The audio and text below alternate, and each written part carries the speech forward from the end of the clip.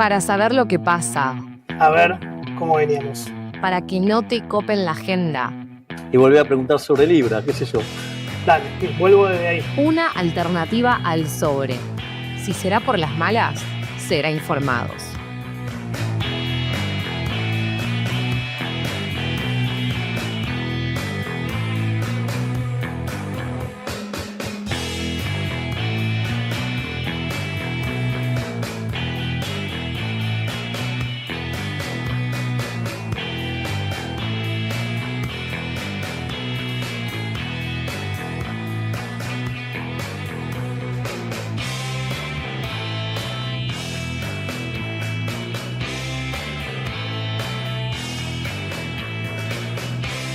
Bueno, y de esta forma, lo vamos a ver en pantalla, la oficina del presidente de la República Argentina, OPRA, mostraba la llegada del presidente Javier Milei, que arribó a la Argentina tras un fallido viaje a Noruega. Ahora vamos a profundizar en eso, pero rápidamente se fue a la Casa Rosada a firmar el proyecto de reforma laboral que busca aprobar en el Congreso antes de fin de año, ahora mismo durante las sesiones extraordinarias. La idea era que Milei se quede un tiempo más, por lo menos unas horas más, en Oslo, Noruega, pero bueno, tuvo que interrumpir su viaje porque se olvidó de hacer algo antes de partir. En realidad, eso dicen desde el gobierno. Lo que se sabe es que no estaba la letra, algunas letras chicas que todavía no terminaban de cerrar. Eso hizo que tenga que volverse rápidamente Javier Milei. Ahí lo vemos junto a Manuel Adorni, el jefe de gabinete, firmando ahora sí el proyecto de modernización laboral. Qué oficina rara. Sí, muy rara. Se nota que no se usa mucho. Que va a presentarse entonces y va a ingresar al Congreso de la Nación. Así que efectivamente en el día de hoy, a lo largo del transcurso de las próximas horas, conoceremos en serio lo que dice el proyecto de reforma laboral del gobierno. Recuerden que ahora lo más certero que tenemos es la declaración que brindó Manuel Adorni, el informe final de la reunión del Consejo de Mayo, este informe final donde se apuntan cuáles son algunos acuerdos pactados en esas reuniones que, bueno, tienen que ver con la reforma laboral, pero también tienen que ver con otros puntos, ¿no? Con una reforma educativa, bueno, con otros puntos más que llegó a acuerdos el Consejo de Mayo. En este caso, sobre la reforma laboral, bueno, tenemos ya algunos indicios de que apuntaría a, bueno, la cuestión de la eliminación de la ultraactividad, ¿no? Esto de que vos podés entre las partes acordar o sea, a llegar a pactar cosas peores que las que estaban acordadas, no sé si me explico. Las cláusulas lo que permitirían es que se elimine la renovación automática y de esta forma las cámaras empresariales y los sindicatos tienen que reunirse nuevamente para negociar los convenios y que no quede asentado que se discute a partir del último convenio acordado, sino que vos podés rediscutir de cero, lo cual obviamente es perjudicial para los trabajadores porque no haría que las reformas laborales y los acuerdos sean progresivos, sino que siempre se pueda estar volviendo a foja cero. Bueno, también modificaciones a la ley de contrato del trabajo, la prelación de los convenios, algunas discusiones en torno a la cuota sindical, principalmente lo que es la cuota solidaria, que es aquella que los empresarios, digamos las patronales, están obligadas a pagarle a los sindicatos, se las descuentan previo a que los trabajadores reciban su salario y son uno de los puntos que obviamente mayor tensión estaba recibiendo de parte de los gremios, que ahora también vamos a meternos en la perspectiva de la CGT. Rápidamente para repasar, Milei se fue a Oslo, ¿a qué? A saludar y a tener su foto con María Corina Machado, la líder de la intervención de Estados Unidos en Venezuela. Digo, para aquellos que le dicen la líder de la oposición en Venezuela hay mucha. El tema es que María Corina Machado lo que proponía era que Estados Unidos incursione militar y terrestremente sobre Venezuela para influir sobre el proceso democrático del país, quien al final no se presentó para recibir el Premio Nobel de la Paz. ¿Qué? Lo recibió su hija en cadena nacional en el día de ayer en la Argentina, los canales. Sí. Yo no sé cuánta plata tiene que poner la embajada estadounidense para que de golpe a todos les importe la política internacional. Ahí la vemos a su hija. El Premio Nobel de la Paz otorgado. Alguien que me explique por qué. María. ¿Qué hizo María Corina Machado por la paz mundial? Hay que desagraviar a Pérez Esquivel por esto, gente. Yo soy Pérez Esquivel. O es mucha guita lo que te Yo pagan lo que no vitaliciamente o devolverlo, amigo. La hija que sube Y habla a en inglés. recibir el premio. Sí. No importa, que hablen. No, noruego, digo si porque quieren. María Corina Machado también, el único mensaje que mandó por audio fue en inglés, la líder de la oposición Dice venezolana. que no sabe dónde está la madre. Nadie sabe dónde Y está se la saca madre. una foto con esa sonrisa. Anda a buscar a tu mamá. ¿Qué mierda haces yendo a recibir el Porque premio? él sabe, en la clandestinidad, supuestamente está María Corina Machado, que dice que tenía miedo que la maten en Oslo. Rarísimo, porque si Venezuela es un pobre país socialista que está muriéndose, ¿cómo hace para matar a María Corina Machado en la clandestinidad? Cosas que nunca van a poder responder. Los servicios de inteligencia narcochavistas iraníes, Delfín. Me sorprende Pará, la sonrisa. no, como igual, narcochavistas, iraníes ruso-chinos, Ah. sino rusos, te faltó. Y los alienígenas. Y los alienígenas, que son chavistas, por supuesto, porque son colectivistas. El espacio exterior es comunista. Realmente, el mandatario argentino tenía previsto encontrarse con María Corina Machado. Bueno, no sucedió. Dijo, bueno, de última aprovecho el viaje y me junto con el rey de Noruega y con las autoridades Con Donald locales. No, Donald Trump ni fue. No, pero bueno, él tenía la intención también de, aparte de Se Corina pasa que no le Machado, pasaron bien la lista de los presentes, parece, a Javier Milei, porque se fue a este viaje al final al pedo, porque volvió sin nada. Sin nada, ni siquiera se reunió con los reyes noruegos y terminó volviendo a la Argentina rápido para firmar este proyecto de reforma laboral para flexibilizar, obviamente, las relaciones laborales. Ahora con un trabajo que le quedará a la nueva conformación de las cámaras del Congreso Nacional, con una CGT también en la mira. Recordemos, la CGT no participó de la última reunión del Consejo de Mayo. Sí lo había hecho Gerardo Martínez, líder sindical de la UOCRA. Había participado de la primera reunión, de la segunda ya no, lo cual indicaba cierta distancia por parte del gobierno. Hoy, este jueves, habrá reunión del Consejo Directivo de la CGT. Se espera que hacia la tarde conozcamos en detalle un informe sobre cuál es la mirada de la CGT sobre este proyecto oficial. Hay sectores más duros dentro de la CGT que están apurando y señalando la necesidad de realizar una movilización y un paro general, mientras que otros apuntan a continuar con las negociaciones con los diputados y principalmente con los senadores y con los gobernadores. Algunos sectores de la CGT hablan de que en diputados es muy probable que la ley avance y que la posibilidad de frenarla está en las presiones que se puedan ejercer con los gobernadores. Veremos qué sale entonces de la reunión que comenzará a las 12 del mediodía hoy en la sede de Azopardo, y estarán presentes, Octavio Argüello de Camioneros, Jorge Sola de Seguros, Cristian Jerónimo de Vidrios y algunos más que van a estar presentes de ambos sectores, ¿no? También ahí metiendo cierta presión las seccionales, ¿no? Las regionales de la CGT, los sindicatos de base que, exigen medidas más contundentes, con algunos puntos que ya se le fueron ocurriendo y están poniendo sobre la mesa la CGT, como por ejemplo un paro contundente en Vaca Muerta. Sería la paralización de uno de los sectores. La paralización de un sector estratégico. De hecho, Javier Milei con el mameluco de YPF se paseó por el mundo. Sería un golpe muy fuerte que sea por ahí donde le entre, digamos, el puñal, el puñal de frente, no por la espalda, de frente de la CGT, que dice no tiene hoy en día canales de diálogo certeros para con el gobierno, ya que dicen, con Caputo algunos negocian, con Santiago Caputo algunos negocian, pero después cuando vas a hablar con Santilli o hablas con Adorni, te dicen una cosa en privado, después a los medios les salen a decir otra cosa, lo que dicen en los informes es distinto. Y se generó un poco la polémica por la presencia de Gerardo Martínez. Claro. Incluso esta cuestión de la resolución, si se dijo, si no se dijo, si se firmó, si no se firmó, si se puso, si no se puso. Uh-huh. Concretamente, en la propia orgánica de la CGT va a salir una resolución que va a, por lo menos, blanquear una posición de cara al gobierno nacional. Ahí veremos ya si encima es con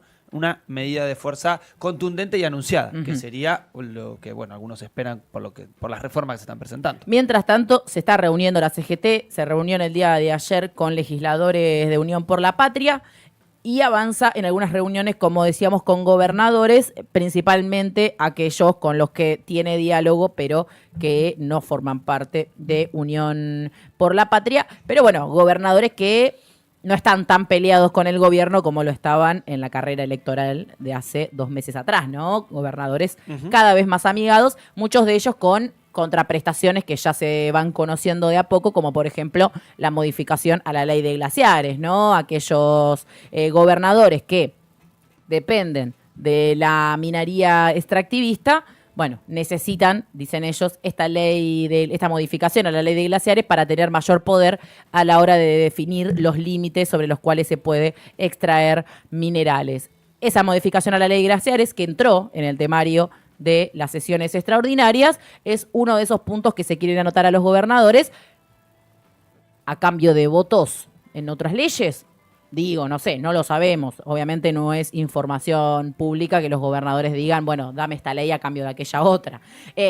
Todavía hay ciertos resguardos que tienen, pero bueno, hay algunos puntos que uno puede unir y entender que este mayor acuerdo, estas negociaciones en favor de algunos gobernadores buscan tener como contraparte la aprobación de estas leyes, como por ejemplo la reforma laboral. Veremos qué tanto se le permite o no al gobierno avanzar en esto. Se habla de que podría ser en el Senado Patricia Bullrich la que encabece la Comisión de Trabajo, como si alguien quiere tener un flashback de los 2000, que quien fuera en ese momento ministra de Trabajo era justamente Patricia Bullrich. Como dice... Dicen que soy aburrido. Volvemos a vivir en los 90. Y sí.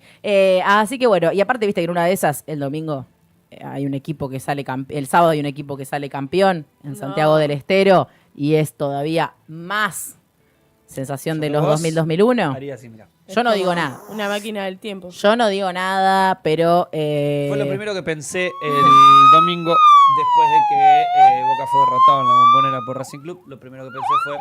Esto tenía que pasar. En este contexto, ¿qué otra cosa podía suceder? Premonición no lo creo. Fue lo primero que le dije a uno de los muchachos con los que vamos a la cancha. No estoy tan ¿Qué triste. otra cosa podía No estoy pasar tan este triste domingo? porque es una cuestión, claro, es una cuestión que un poco estaba escrita. Quien entiende la Argentina sabe que esto es así, gente. Y bueno, veremos el lunes cuando estemos acá, esperemos nuevamente para contarles las novedades. Por lo pronto veremos si se agilizan las sesiones de extraordinarias en el Congreso ya con este paquete de medidas que el gobierno quiere introducir y mañana tendremos ya efectivamente la letra de la reforma laboral que quiere efectivamente el gobierno más allá de estos borradores que veníamos conociendo. Pero bueno, 34 minutos ya pasan de las 9 de la mañana, nos vamos a meter en otros temas porque tenemos mucho para conversar de la mano de Franquito Cariñano. Bueno. No sabía desde dónde verlo y lo vi desde el lente de Franco.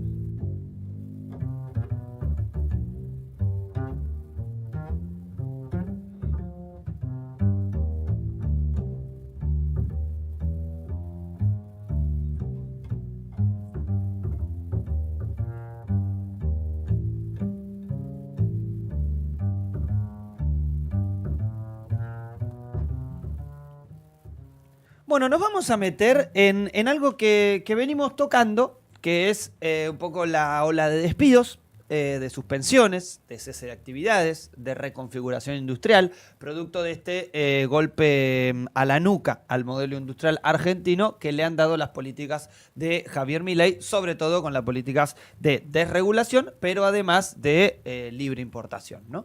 Bueno, y quizá este es un ejemplo para tomar y para traer, que es un botón de muestra. Cuando decimos que es la punta de un iceberg, ¿sí? Imagínense que el iceberg es una piedra grande abajo del agua, que lo que sobresale es solamente una porción de toda esa estructura. Bueno, de esto vamos a hablar y vamos a tomar como representación de muestra el caso de Galeno, la empresa privada de aseguradora de riesgos del trabajo, ¿sí? La ART de Galeno. Galeno, como saben, es un grupo más grande, pero una de sus principales actividades es la de la seguridad laboral, que es contratada por distintas empresas, laburos privados que contratan esta ART para que ante cualquier accidente de trabajo sea la aseguradora que le cubra, por ejemplo, a un trabajador que tuvo que se dobló una mano, que le pasó tal cosa, que se lesionó de alguna manera en el horario de trabajo.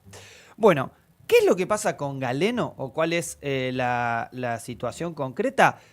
Que Galeno viene con una situación de crisis en la que ya fue advertida por la Superintendencia de Seguros. Tenía que presentar un plan para su continuidad, teniendo en cuenta que habían presentado o habían declarado en sus balances una crisis financiera y operativa muy importante. Vienen también de ceses de trabajadores, de reestructuración en su esquema de trabajo y también en, lo que denuncian algunos trabajadores, precarización de hecho en nuevas tareas, o concretamente más tareas para menos trabajadores o, mejor dicho, más tareas para los mismos trabajadores. Como también lo que hubo fueron retiros voluntarios, han trasladado también trabajadores a otras empresas y hoy el tema central es que lo que está en riesgo son entre 400 y 500 puestos de trabajo, ¿sí? Eso es lo que está en juego con esta situación. Y vamos a ver, querido Mati Marchi, te voy a pedir si podemos tomar en pantalla la resolución 629 de la Superintendencia de Seguros de la Nación, organismo que se encarga justamente de regular a las distintas empresas que proveen seguros. En este caso es una resolución, la 629, que es la que vemos en pantalla, de fecha el 19 de noviembre, si no me equivoco exactamente.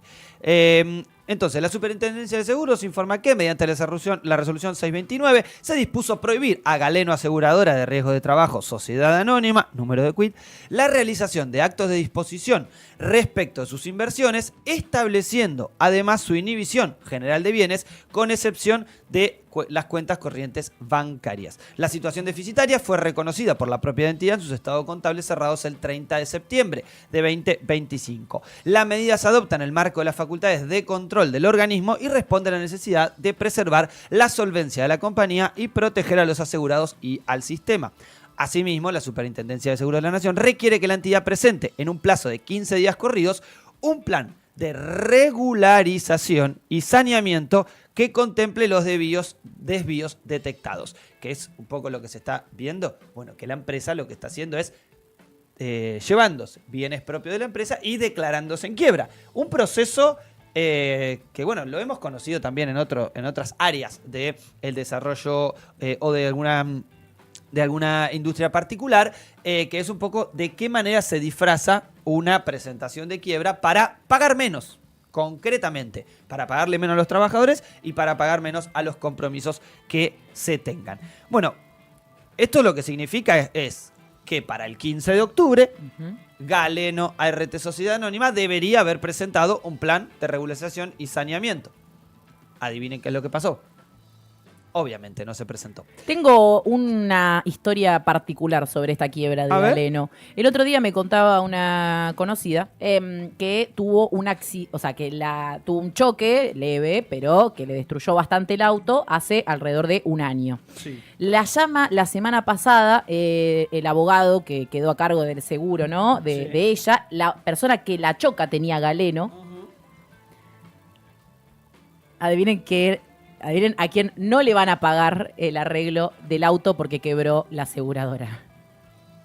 Ya está informado esto. Y de esta forma, la persona, digamos, que la chocó va a tener que hacerse cargo del pago del arreglo del auto. Esto fue hace un año, es mucha guita, pero como Galeno Aseguradora llamó a la quiebra, estableció su propia quiebra, ahora quienes tenían contratado ese seguro, como hacen las empresas, ¿no? Y los bancos, ¿no? Quiebran y, bueno, arreglate. Y después veremos. La situación es preocupante no solo por, de hecho el ejemplo que trae Delphi es excelente, porque no es solo por los 500 trabajadores o 400 trabajadores de Galeno que todavía no saben qué va a pasar con su situación laboral. De hecho, empiezan a poner en duda el pago de las indemnizaciones, porque lo que necesita hacer Galeno, concretamente, a ver, para salvar a la empresa, necesitan una inyección de capital muy grande y no está planteando la empresa esa voluntad. Les recomiendo una columna de Lucio Iglesias en Radiográfica, la van a poder encontrar en radiográfica.org.ar, que desarrolla extensamente este problema y también habla, concretamente punto por punto de esta situación. La crisis de este rubro tiene un arrastre de hace años, no es novedosa, pero estamos hablando de un conglomerado empresarial que tiene ramificaciones en la medicina prepaga, financieras y en servicio de ART. Entonces, esto es lo mismo que cuando cierra una empresa y nosotros decimos, che, van a quedar 500 trabajadores sin trabajo. Ahora, los que tenían trabajos indirectos de esa empresa también están supeditados a que estos 500 trabajadores despedidos trabajaban y necesitaban de algún trabajo indirecto de esta gente. Por ejemplo, trabajadores de limpieza de alguna empresa privada que obviamente ahora no son contratados. O sea, además de los 500 despedidos, tenemos aproximadamente unos 100, un 25%, un 20% de ese número que está en la misma situación, en un despido en cadena, en dominó, como hablábamos la otra vez, en relación a que una fábrica cierra tras otra. En este caso hay una gravedad mayor, que no es solamente que obviamente si Galeno tiene una empresa contratada para la limpieza de sus oficinas, obviamente la va a despedir cuando cierre sus oficinas, con lo cual hay un despido en cadena, como decimos, en efecto dominó.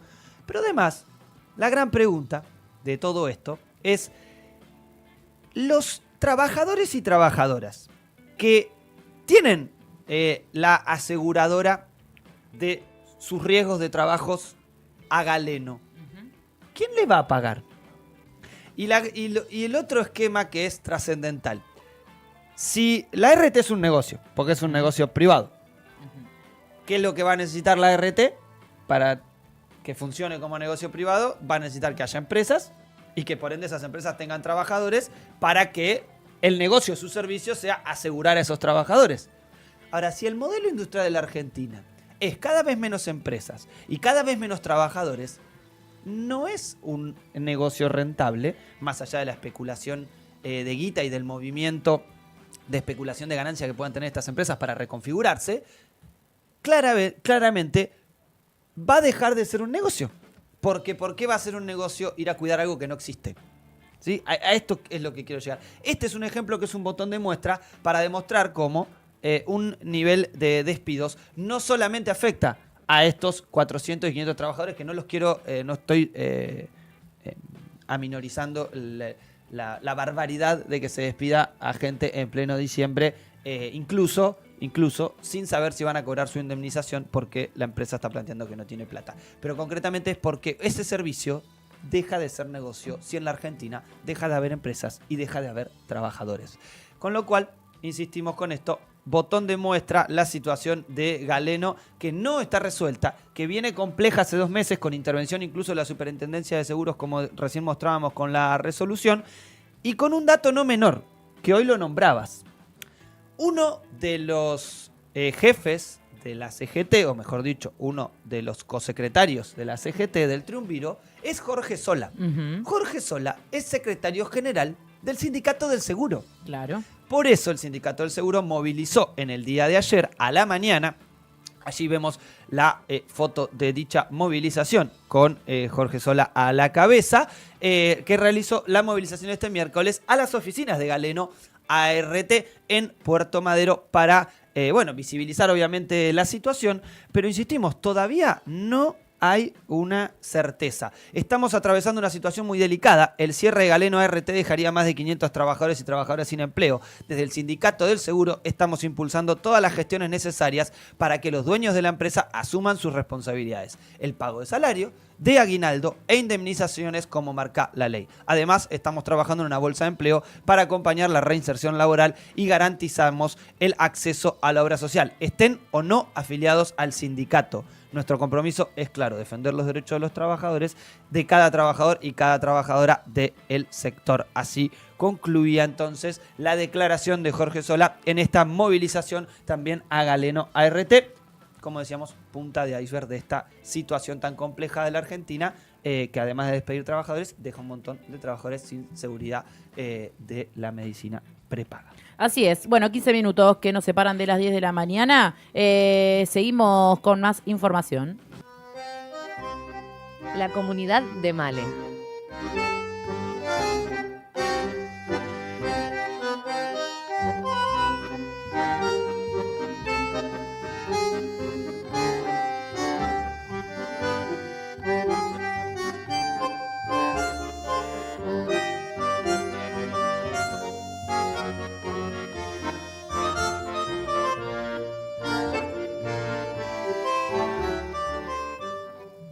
Bueno, hoy hablábamos de Racing, ¿no? Un poco lo mencionábamos cuando hablábamos de la repetición de los hechos. Y lo que traje hoy es, sobre un documental que se llama Los Fusilados de Racing.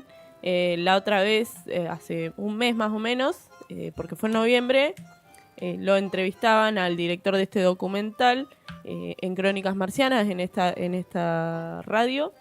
Y me pareció muy interesante lo que se charlaba, porque es estas cosas que no se conocen de la dictadura militar o que están un poco ocultas, pero están en el recuerdo de los vecinos de Avellaneda.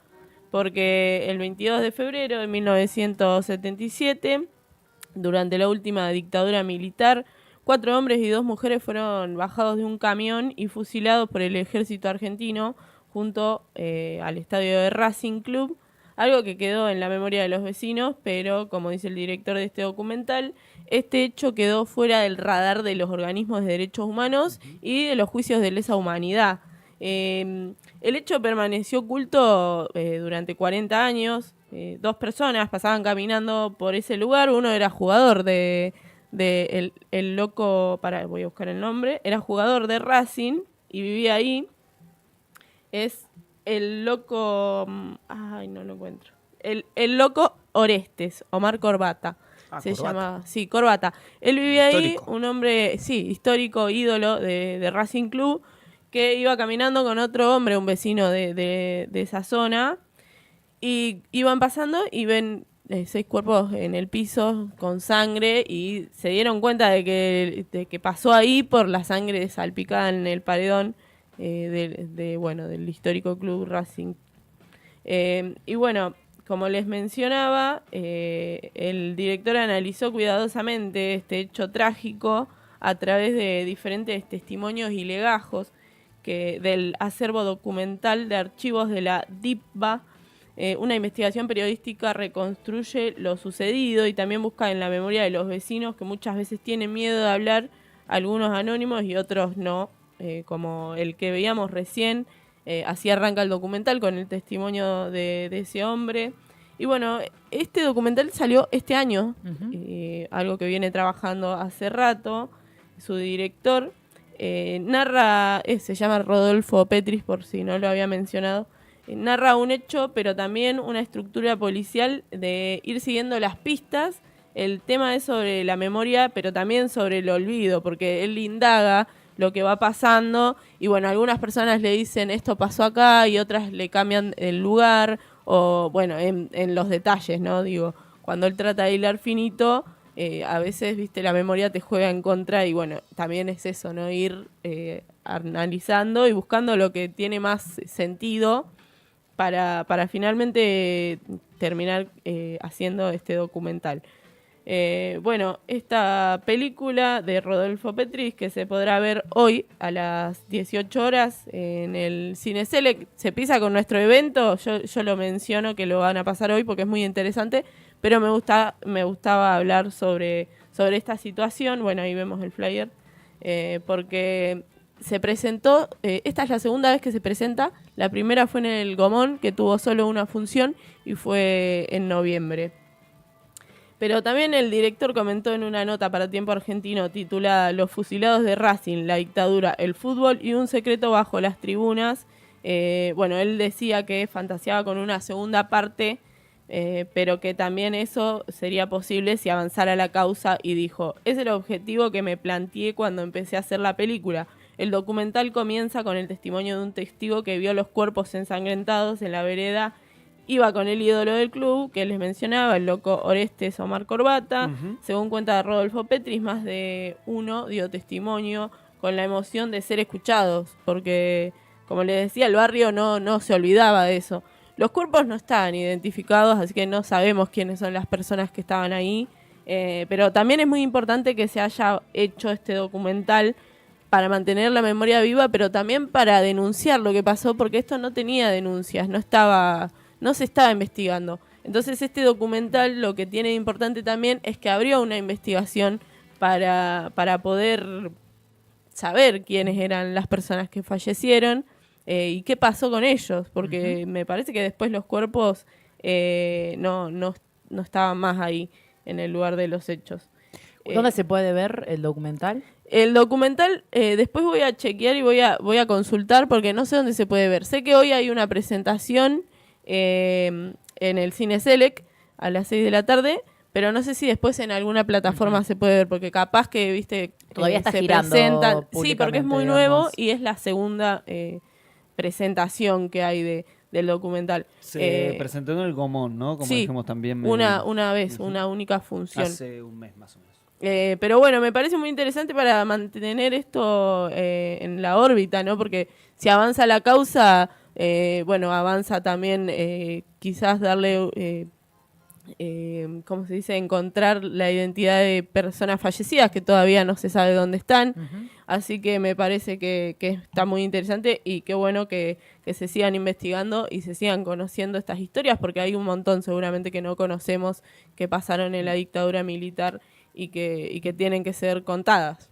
Sí, además de este documental de los fusilados de Racing de Rodolfo Petris, también está el libro Los desaparecidos de Racing de Julián Escher, que me acuerdo lo presentamos el año pasado en la Facultad de Periodismo, si no me equivoco, también recomendado porque reconstruye estas historias, en este caso de, bueno, hinchas de Racing desaparecidos durante la dictadura. En este caso, bueno, el documental va sobre estos fusilados que, bueno, fueron asesinados por la dictadura en el 77. Sí, me parece muy interesante también algo, con esto finalizo, algo que mencionaba Rodolfo Petris, creo que es en la entrevista esa de Tiempo Argentino, que el club, no, fue en la de Crónicas Marcianas que lo hicieron acá mismo, que el club tuvo mucho interés por reivindicar la figura de los asesinados por la dictadura militar, y que también cuando él fue a hacer el documental lo atendieron muy bien, le abrieron las puertas todas las veces que necesitó, y además que en su club ya de por sí tienen muchas figuras de murales de las Madres de Plaza de Mayo. Alrededor de la cancha de Racing hay distintos homenajes y murales que recuerdan, en este caso, tanto a los desaparecidos de Racing como también el legado de las madres, abuelas e hijos de Memoria, Verdad y Justicia como columnas vertebrales de esta democracia que hemos sabido parir. Bueno, entonces hoy 18 horas en el Select va a estar esta presentación. Igual ustedes, ya saben, se vienen a la peña y vemos, pactamos para la próxima presentación. De última, coordinamos con el director y la traemos acá. La traemos acá, está muy buena para traerla. Y se lo solucionamos. Entonces, 5 minutos para las 10 de la mañana. Vamos, que seguimos con mucho más. Si lo entienden por las buenas, me encanta. ¿Por las buenas o por las malas? Si no, me han dado el poder para que lo entiendan por las malas.